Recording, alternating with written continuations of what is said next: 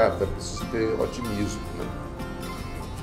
Desprendimento, paciência, e isso a gente tem de sobra.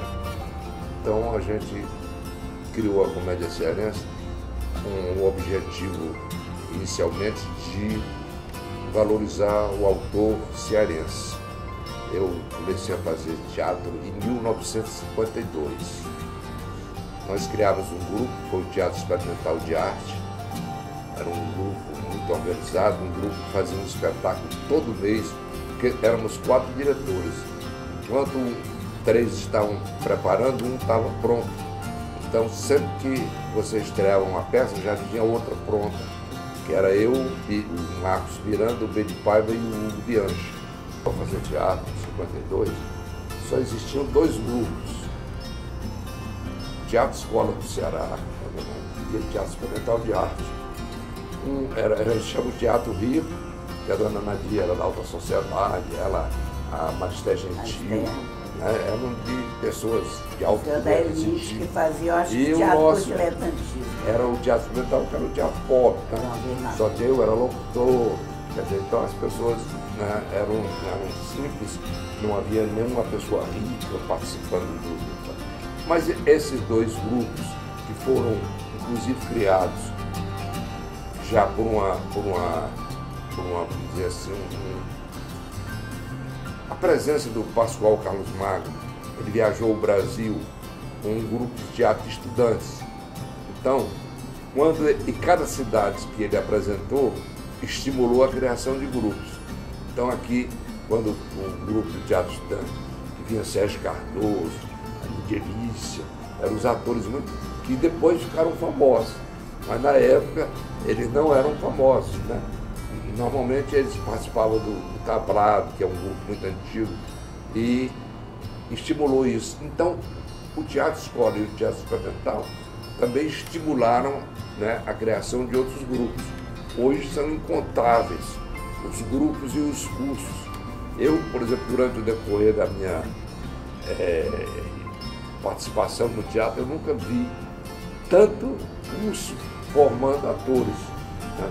Isso é interessante, porque esta casa pertencia aos meus sogros, aos pais da Iramis.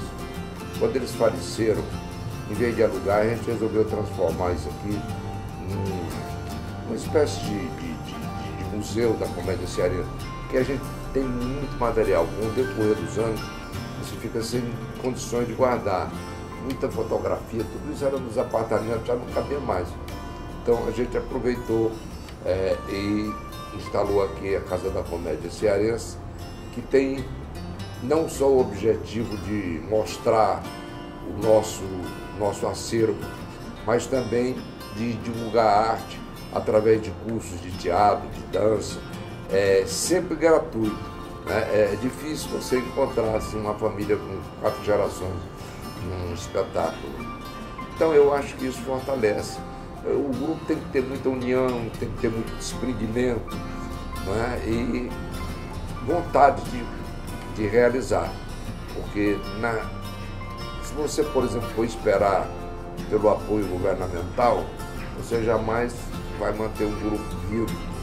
É preciso buscar outras formas alternativas, né? E principalmente, por exemplo, no nosso caso, eu dirijo ainda mesmo em cena, o Iroldo produz, e o Júnior, que é meu filho mais velho, faz a parte de cenário. Então aí já se elimina vários custos. Então a gente inclusive aprendeu a fazer carpintaria, quer dizer, a gente faz o cenário, a gente faz a iluminação. Então você vai eliminando custos para poder sobreviver. E isso nós fizemos e deu certo. E eu cuido dos figurinos toda a vida. Desde antes de estrear, eu já cuidei do figurino da primeira peça dele. Quer dizer, tudo é feito lá em casa, põe costureiras dentro de casa, só o que tem que ser feito fora que a gente manda fazer fora. Mas eu gosto de agregar o nosso trabalho todo junto, que é para realmente você não ficar dependendo de entrega dos outros, porque isso complica muito quando você marca uma estreia. Se uma coisa não estiver pronta, pronto, você não tem um espetáculo pronto. E isso é fundamental, essa questão dos figurinos serem tudo sobre a minha responsabilidade. Eu sempre digo que você aprende a fazer teatro fazendo teatro. Eu acho que a teoria é uma coisa mais histórica, né? Para você conhecer as origens do teatro, os grupos, mas na realidade é através da encenação, do contato ator e público, e texto, né? Eu chamo até um tripé, né? Ator, autor e público. Sem isso não existe espetáculo. Nos 60 anos da comédia, além da encenação do Morro do Ouro, foi a peça mais encenada do teatro cearense, foi uma peça que ganhou festivais, ganhou prêmios de melhor espetáculo, de júri popular, de comissão julgadora.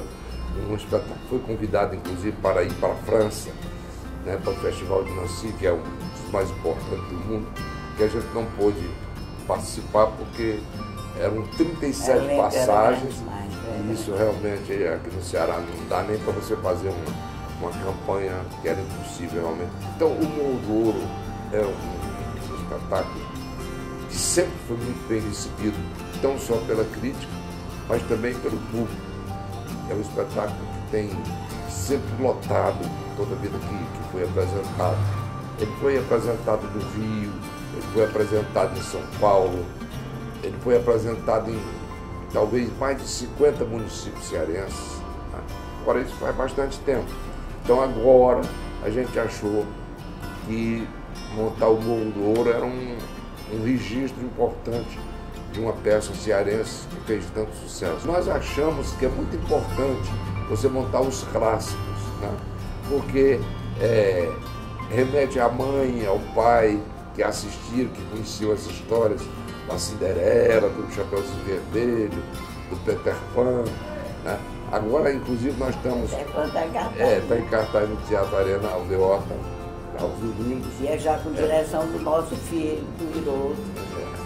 Ele também é o herdeiro do E essa teatro. montagem do Morro do Ouro é muito interessante, porque a gente não buscou no nosso elenco os intérpretes. Nós tivemos como objetivo revelar novos valores. Então, foi promovido um teste e essas pessoas que participaram do teste, a gente fez uma seleção, por exemplo, qual era que cantava, qual era que representava melhor, qual é que ia para o coro. A gente fez uma seleção e fez essa distribuição cênica, né? 4, 63, com uma montagem que a gente chama a montagem